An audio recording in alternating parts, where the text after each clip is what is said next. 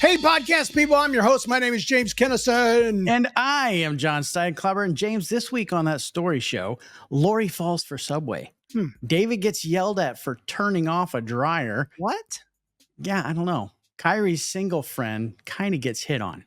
Kind of. And Jay steps on something that's not leaves. Oh, well, on this show, it can only be one thing. Yeah, I guess. Not a big tease.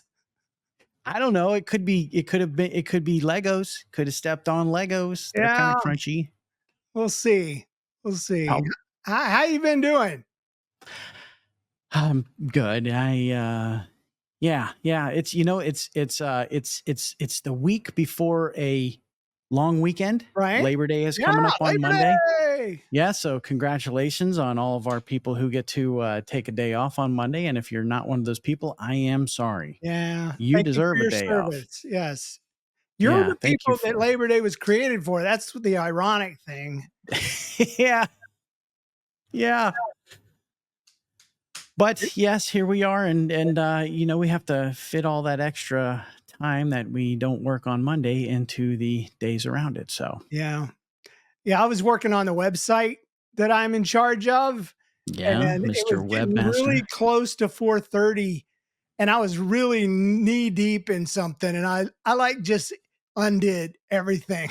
Oh, no. Yeah, because there's no saving a draft. It was either post it or not, and I'm like, okay, I'll just cut and paste this into Notepad. And because I ain't gonna get no call like we can't buy. Yeah, we don't need that. I don't want to get fired. I just got there. I just got. Yeah, you just memorized everybody's names and you're making good friendships. You would think, but I am the worst about that. Do you ever do that where you go to meet a new person? Maybe you're not, but I'm like, hi, my name is James. What's your name? And they'll be like, I'm Skibbity Doo. And immediately, I don't even immediately forget. I don't think I even listened to their name. You're thinking about the next thing that you need to talk to them about. And then it's like, oh, they said a name in there somewhere. I seriously don't have the capacity in that situation to store anything in RAM, much less on the hard drive in my head. Like, and you don't have enough gigabytes? I don't know. I think I'd forget my own name if I didn't have it tattooed on my butt where I could look at it easily. How does that work? I'm curious. I carry a little mirror around. So do you have to have it? I had it written backwards. Mirrored image. Yeah. Because if you didn't, your name would be Samej.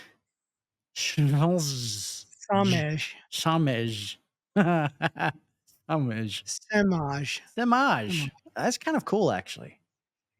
Yeah. Samaj. A good name. Yeah. Samaj. Yeah, I don't have a good backwards name, so I won't even bother. Naj. Naj. I don't know.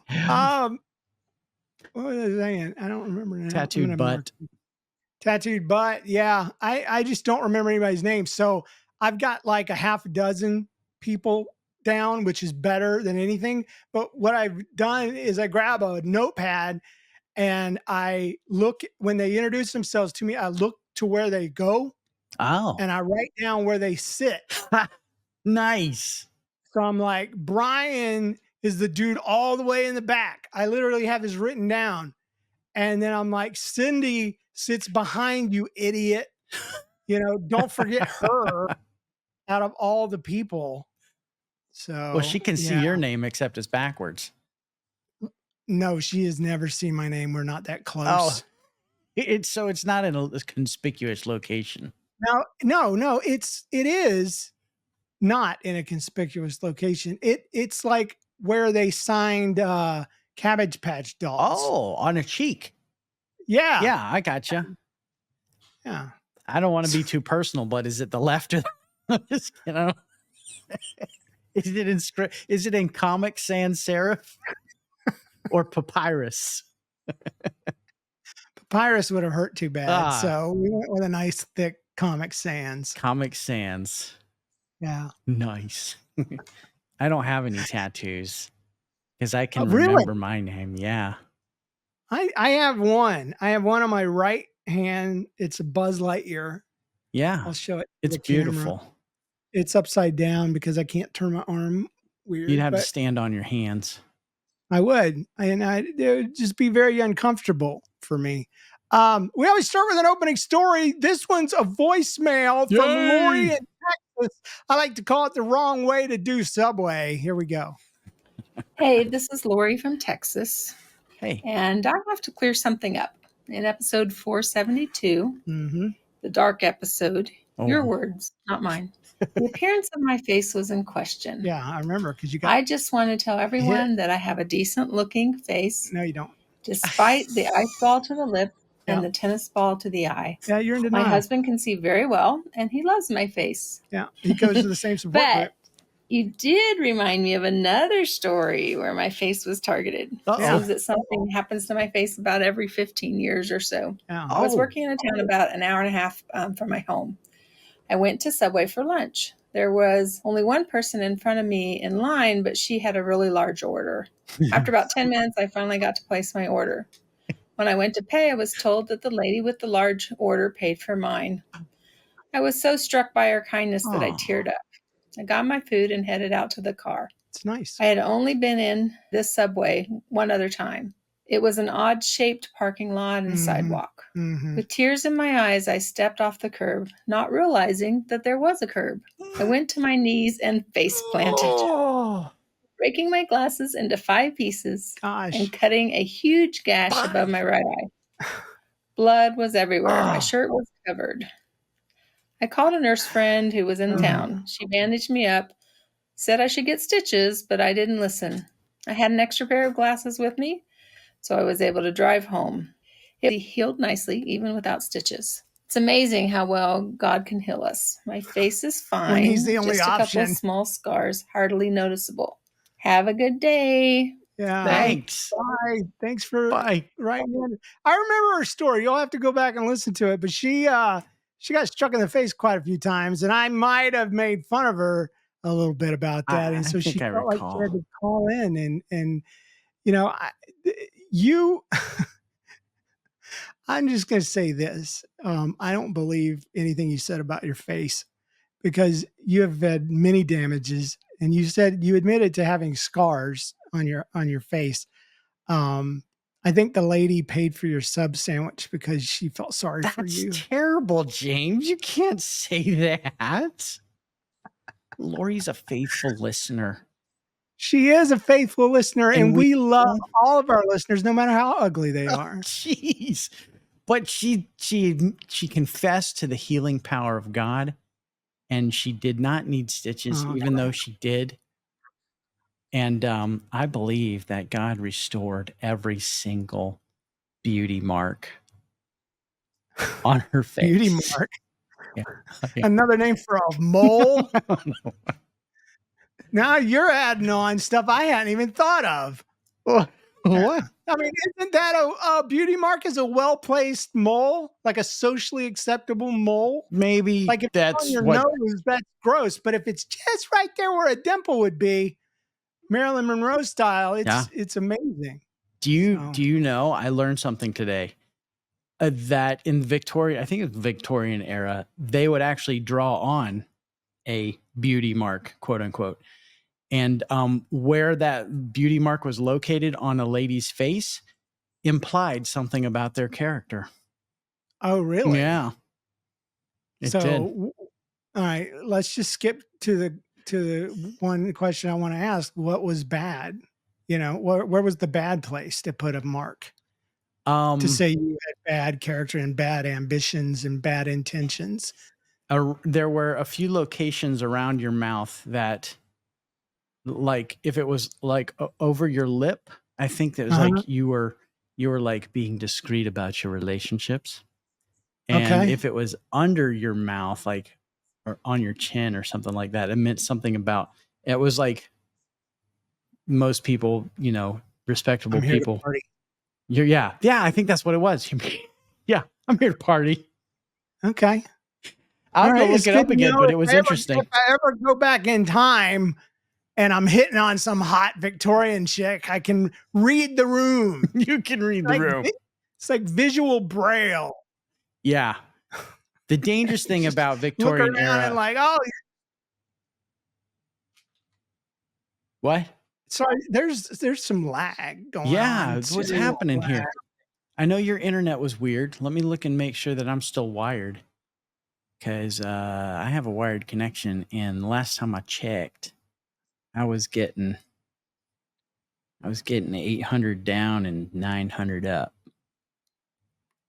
So Well, I'll try to ignore it and just keep going. But yeah, Victorian era, man, that was the place to be if you were into debauchery. Yeah. From what I understand, it's like every movie that takes place in that period where men wore high heels and they're up to extramarital pie, as me and my wife call it for some reason. We always call it extramarital pie. Pie. Like, yeah, if you're not eating the pie at your own house, it's extramarital pie. Ah, it's a good way to put it.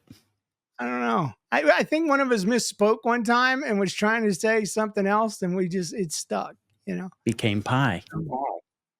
Anyway, let's do a news nugget. We missed it last week. All right, there was a man arrested for training his dog to throw bricks at people that were ringing his doorbell. Wait, what? Throw bricks at people? Yeah. In March 2024, an Asian man was arrested for training his dog to throw bricks down on people who were ringing his doorbells after photos of his pit bull holding bricks in its mouth went viral. Huh. So he's up on the roof of the house, this flat roof, house. Gotcha. Yeah. And there's a stack of these paving bricks, Huh. like a retaining wall type brick, and this freaking huge dog with chomping down on them. And he's been trained to drop them on their heads. That would kill somebody. Well, it depends on how high up it is. I mean, I've seen Home Alone 2, and he was up a few stories, and he was throwing those bricks, and those guys were fine. Yeah, that movie had it shown actual damage, would have been beyond a hard R rating. Just yeah. There's no way. There's no way. I just imagine somebody dropping a brick from an inch above my head. Yeah, that's how that would leave a mark. That would hurt. It would hurt. It would probably give you a headache. So, add 15 feet to that and then pile on that it's a stupid dog. Yeah, that's insult to injury right there. I don't like dogs. And so if a dog hit me with a brick, it would be insult and injury. Yeah. And you wouldn't even have the strength to throw it back. And dogs are so daggum, agile. Agile. Yeah, that's the word. That's the word. I actually read the words that pop up in my head. And so I mispronounced the word I was reading. I don't know if I actually do that, but that's what that sounded like fragile. Fragile. It must be Italian. Here's the real kicker to that story. If he didn't want people ringing his doorbell, why didn't he just get rid of the doorbell? I know. But I think he was up to something. I think he just wanted to hurt people. And that's why he got arrested. Yeah, that makes sense. Did they take care of the dog? Did they take the dog? Because you arrest the guy, right? Yeah. And then somebody comes to visit him while he's in jail, and the dog's still dropping blocks from the ceiling. He's still dropping Doesn't bricks. really take care of the problem, does it? No. Yeah. So I'm expecting the next week's story is 20 Asian people were put in the hospital because this dude wasn't around to untrain his dog. Does the dog have to go to some kind of therapy to unlearn how to drop bricks? How would you first teach a dog? Yeah. He's just, he's down on his hands and knees, the owner, and he's just like, okay, when you hear this sound, grab a brick and drop it off the scene. I don't know how you do that. You start, I guess, from puppyhood. Yeah. And you get him to hate that sound. Yeah. Ding dong. And then just hit him with something. Yeah. And he gets riled up every time he hears it. And then what's the next step? You have to give him a brick. And then when he holds the brick and drops it, then you give him a treat. Yep. Yeah.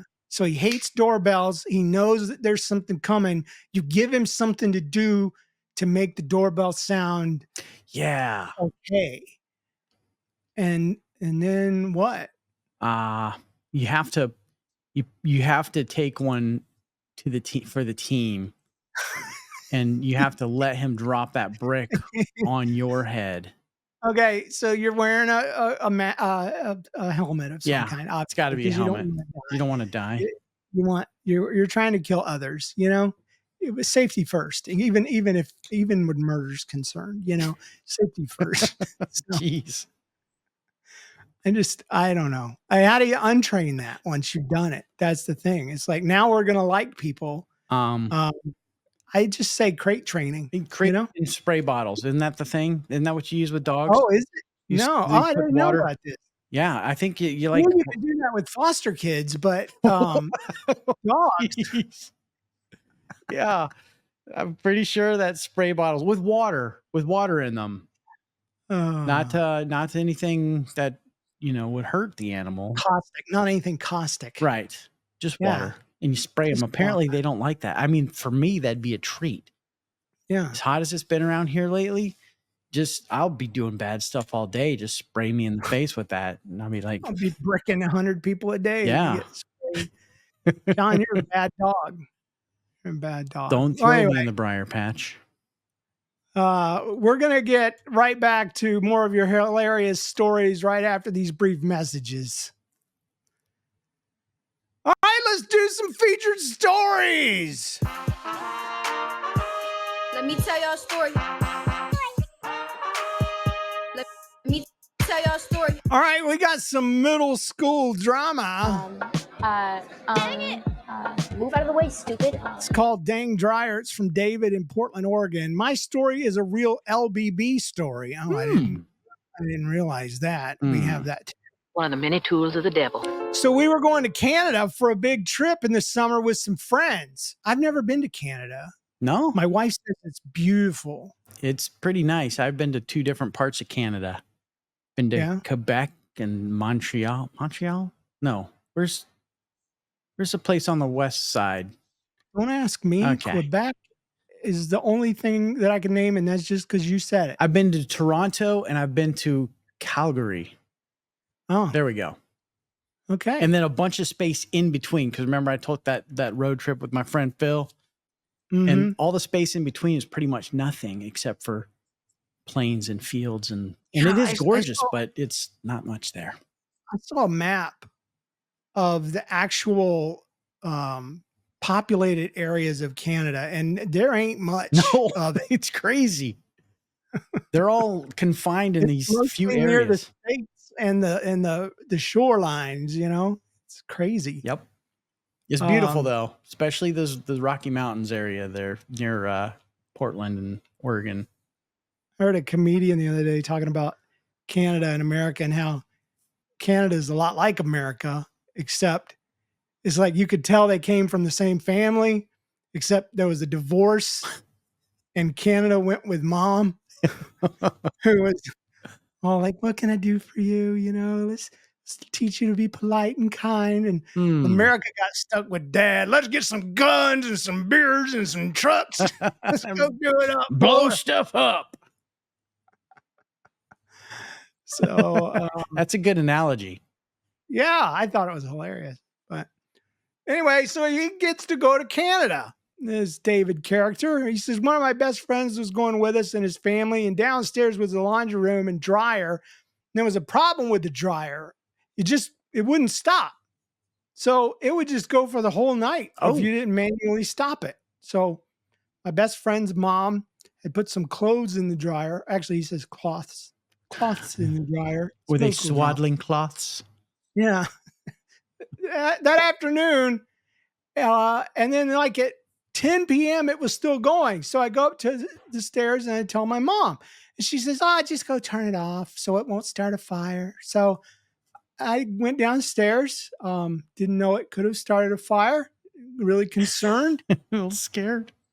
A little scared now. So while I was down there, my friend's mom walks in and she looks at me, and I'm not kidding. She starts screaming her head off. She's like, "What are you doing?" And me being terribly embarrassed, I said that, "Well, it's been going like for 10 hours and my mom told me to turn it off."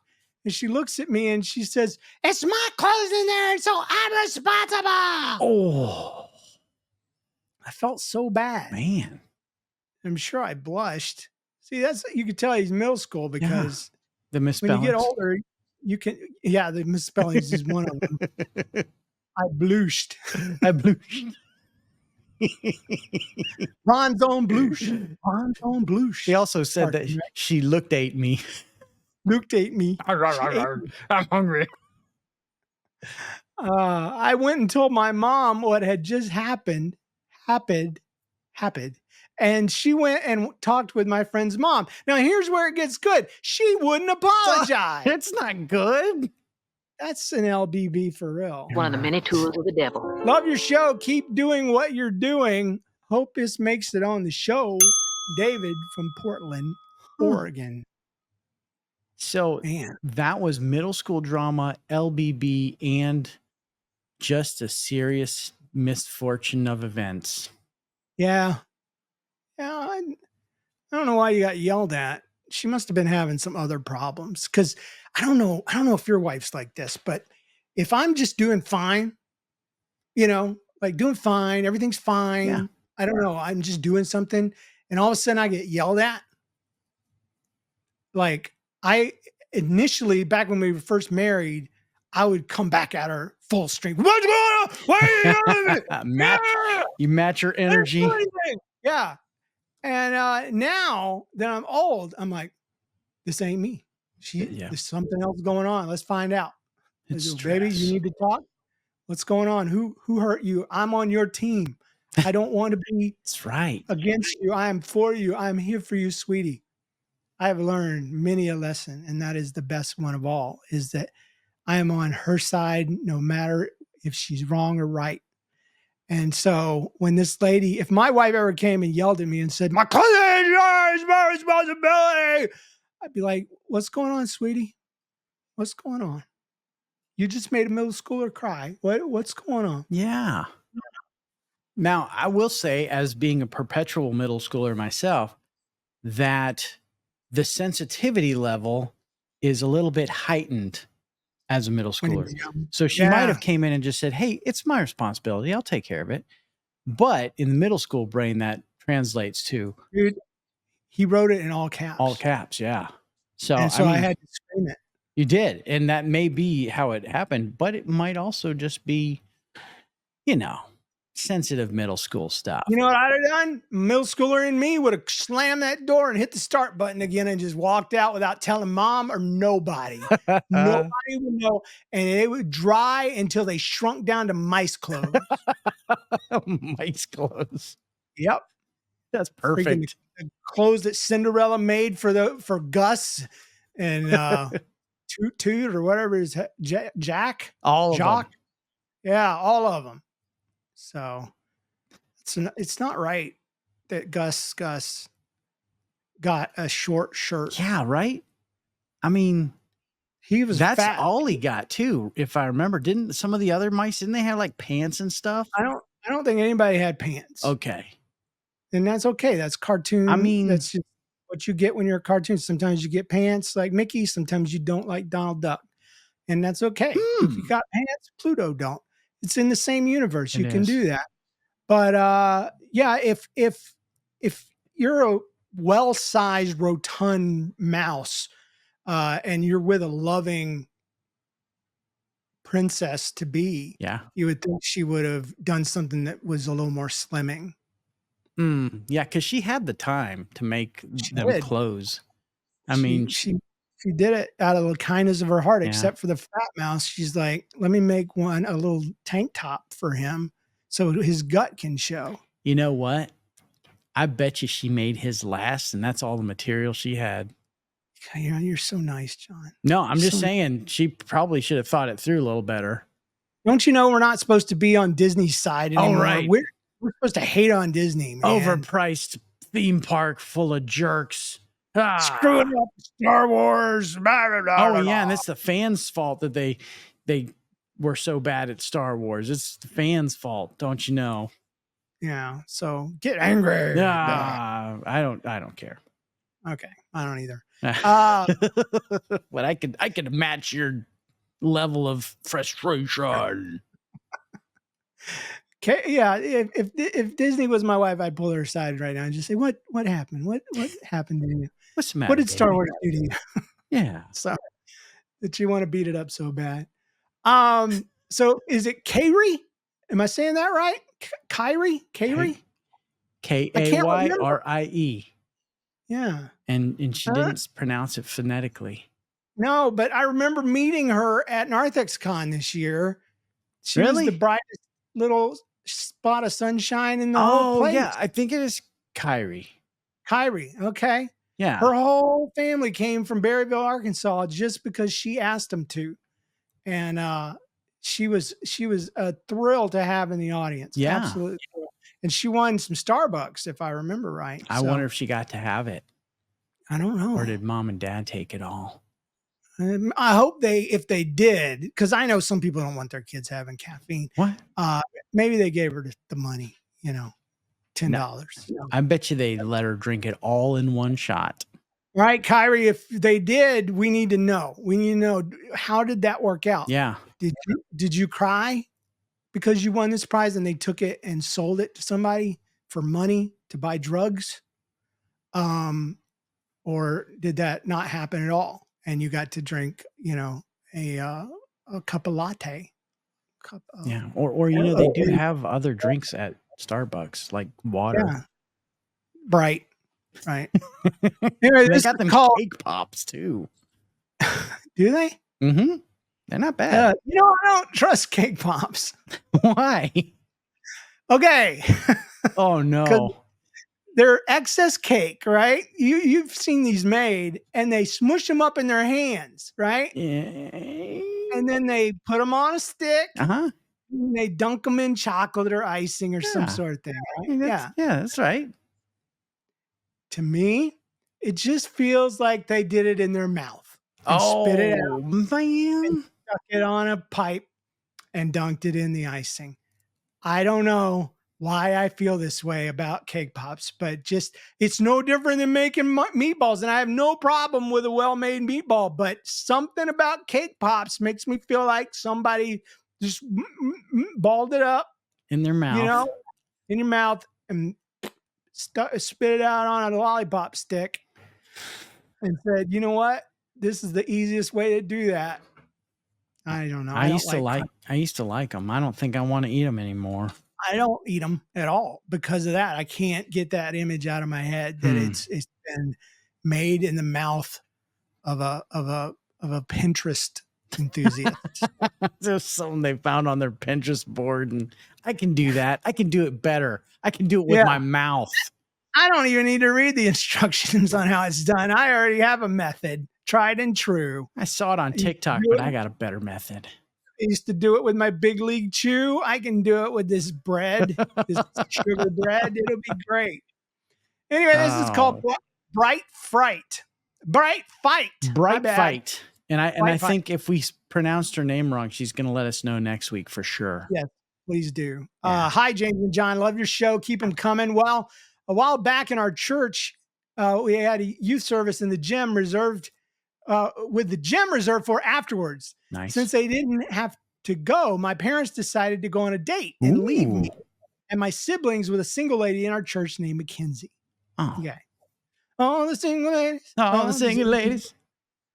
Put your hands up, and now you get stuck with some kids. You don't got nothing else to do, so watch our children. Is that how that song goes? Because I think that's exactly how it goes. I thought so. Beyonce had it right. Spoke it. The service finished, and Mackenzie took me and my siblings to McDonald's. We ordered our food and paid and drove up to the last window. And the truck behind us had these super bright headlights, and it was right through the back glass, bouncing off the rear mirror and right into Mackenzie's face. So Mackenzie starts putting her hand in front of the mirror and waving her hand up and down, trying to get, I guess, the attention of the guy behind him. Finally, the guy turns off his lights. Problem solved, right? No. Yes. The man starts turning his lights on and off, clearly on purpose. Oh, that's not cool. That is not cool. All of us trying to ignore it and keep Mackenzie from getting out of the car because she wanted to go tell him to his face how annoying it was. Yeah, it's no use going up to somebody in their car when you're a Christian. Yeah. Like if you're a bad Christian, go for it. But if you're really trying to be a Christian, don't get out of your car because you will get told off and you can't swear back at them. And so you can't use any really good stuff. Yeah. The best thing you'll come up with is, oh yeah, your mom. And that's it. That sometimes answers the question though. I know that because I stepped to a guy a little while back and he was recording me as I was standing near my son's crashed car. And his joke was, you can't park here. You can't. And I'm like, you freaking millennial. You think this is funny? You're millennial. And he's like, boop, beep, bop, boop, beep, beep, beep. And I'm like, yeah, your mom. And that was it. That's all you could say. All I could say. And I just silently said to myself, never, ever, ever step to anyone ever again, because you can't say cuss words. You can't be mean. You can't flip the bird. You're not even supposed to do anything that would lead to a sin, you know? Right. So if you're getting out of a car walking to somebody who's been flashing their lights, you better be ready for some repentance afterwards, or, you know, what is it? I prefer sacrifice to repentance, I think is what the good Lord says. Obedience. Obedience is better than sacrifice. Yeah. So, you know, it's better just to not do it in the first place. Right. So, it's a good thing basically that the kids were keeping Mackenzie in the car. Yeah. So they're keeping her saved. So you don't know how hard it is to be saved, people. It's not all judging Disney all day. You know, it's not all hating on alternative lifestyles. You'd think that would be fun, but it's not. It's hard work. It is. It's not. You know how much restraint I have to practice to be able to keep up this angel personification that you claim I have? No. It's tiring. You should see me when the camera's not on. It's just. Yeah. See, I think you're full of crap. No. See, that's me swearing at you. Stop, you're hurting my feelings. So anyway, she wanted to go tell him how annoying it was. Then he drove out of place in line and pulled up beside us. He looked at Mackenzie through the window and said, "Hey, you like my bright lights?" And she responds and says, "Yeah, they're really bright and illegal." So the man laughs and drives. He guns it into one of the waiting for order spots. So this must have been at like Chick-fil-A. That's McDonald's. They have order spots. They don't have those spots. Yeah, they do. Only Chick-fil-A has those spots. But Chick-fil-A has the pre-orders, but at our McDonald's, because they can't get your order out to you in time, they've got reserved spots for where you have to wait. You know, I've only seen it at Culver's and Chick-fil-A. Oh man. And our McDonald's could care less. You sit there for a half hour. Right. You just sit there, you know. Just pull up. But where do I go? Just pull up somewhere. We don't care. We don't care. Go around. You're gonna go around. Yeah, you're gonna get out and go inside and get your food anyway. So just pull up. So he guns it and he stops. We got our food and we drove toward the exit and we're waiting in traffic so we could leave. And we heard the man say something. So Mackenzie rolls down her window and said, "What?" The man yelled from his spot, "Bye, darling." Oh, geez. We drove down the street laughing our heads off, and Mackenzie was beet red from the fact that she just got hit on in front of a bunch of kids by a total jerk at McDonald's. Oh, it was McDonald's. Okay. Hope it makes it on the show. It did. It sure did. We made it. We Poor need to know what Mackenzie. happened. I know. I mean, did she get his number or just she was red from being called darling? You got to respect a man, though, that can flirt unabashedly. Yeah, after being offensive, right?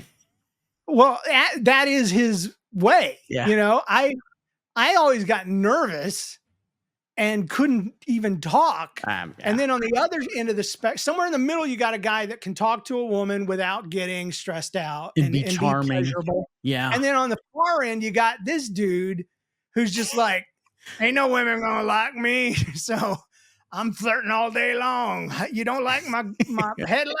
Blinkety, blinkety, blinkety. I'm Let's gonna go see what flash this you with woman my looks bright like. lights, and then I'm gonna hit on you.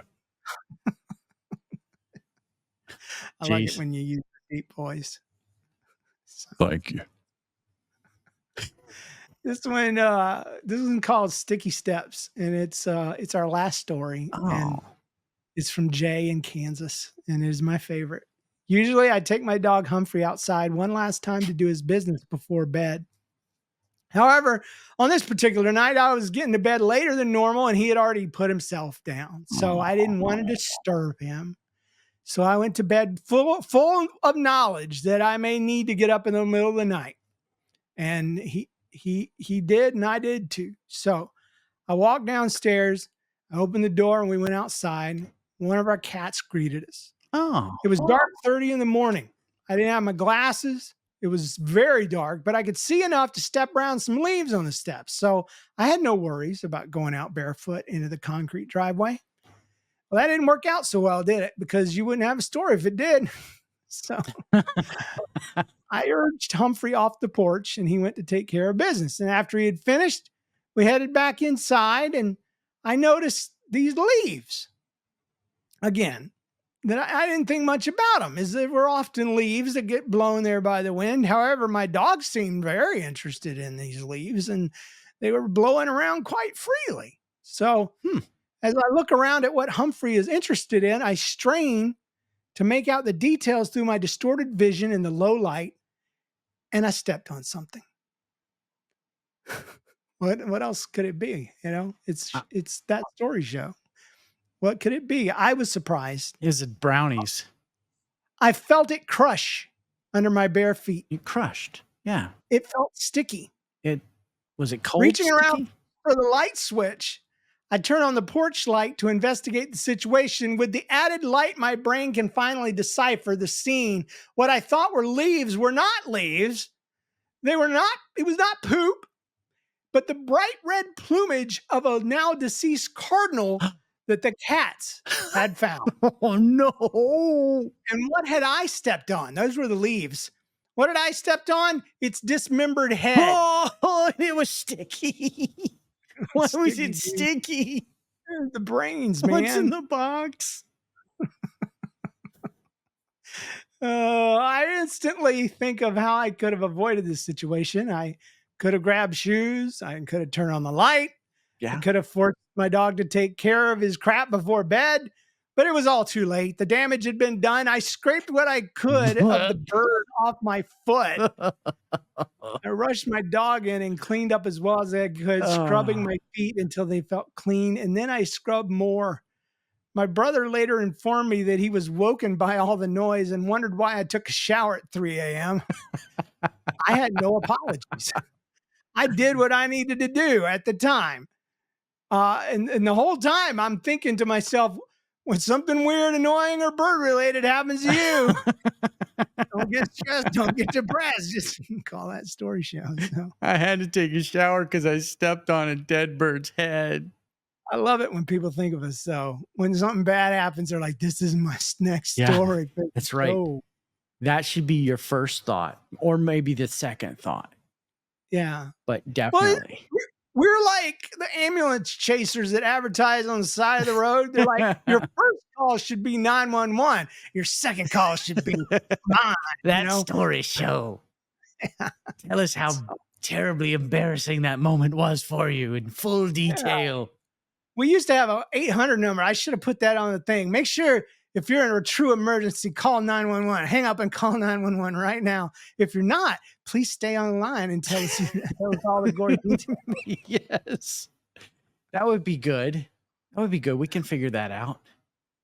Figure it out. We're the ambulance chasers of podcasting. That's right. That's what we are.